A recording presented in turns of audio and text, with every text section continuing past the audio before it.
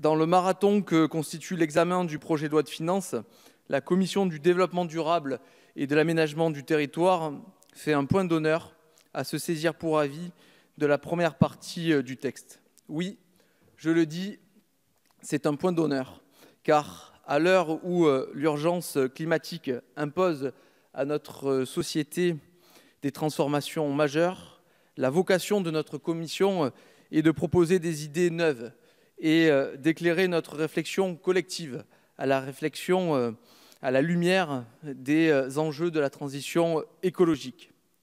Nos travaux ont été guidés par la conviction que notre transition écologique ne sera réellement durable que si elle est inclusive, si elle donne à chacun sa chance d'y participer et si elle s'inscrit dans l'optique d'un développement, mais aussi d'un aménagement durable de nos territoires. Notre commission porte un message clair, celle d'une écologie juste, utile pour les citoyens et surtout ancrée dans la réalité de nos territoires. Dans le prolongement de la loi d'orientation des mobilités, la Commission a réaffirmé sa volonté de pérenniser le financement de l'AFITF, sa volonté d'accélérer la transition écologique du secteur des transports, en confirmant notamment la suppression de la niche GNR pour un certain nombre de secteurs, ainsi que la diminution du remboursement de TICPE applicable au transport routier de marchandises.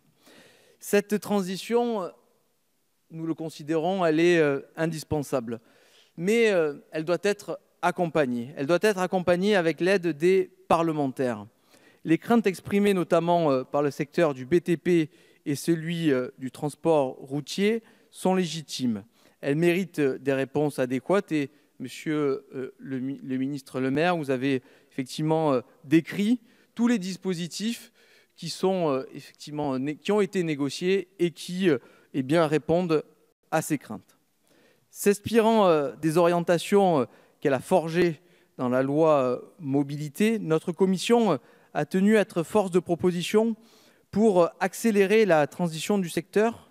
Ainsi, elle a adopté un amendement visant à transformer le système du malus automobile pour y intégrer le critère du poids des véhicules.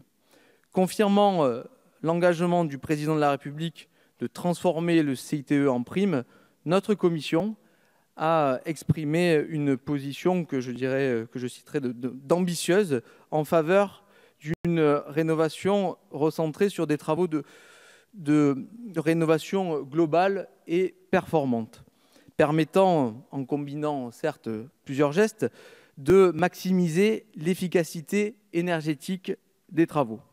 Je veux également souligner le travail réalisé sur la lutte contre l'artificialisation des sols et la protection des milieux naturels et des zones humides.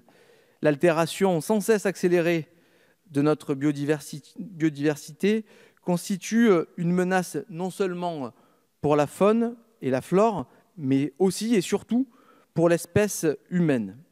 Si la France a un rôle majeur à jouer à l'échelle internationale, il est de notre devoir d'être exemplaire dans la gestion, exemplaire dans la protection, mais aussi exemplaire dans la préservation de notre espace naturel.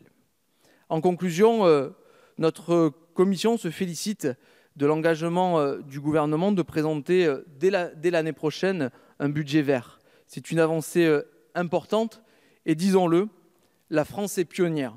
Ce budget vert sera en effet un outil supplémentaire permettant de renforcer le contrôle du Parlement sur l'élaboration et la mise en œuvre du budget de l'État. Je vous remercie.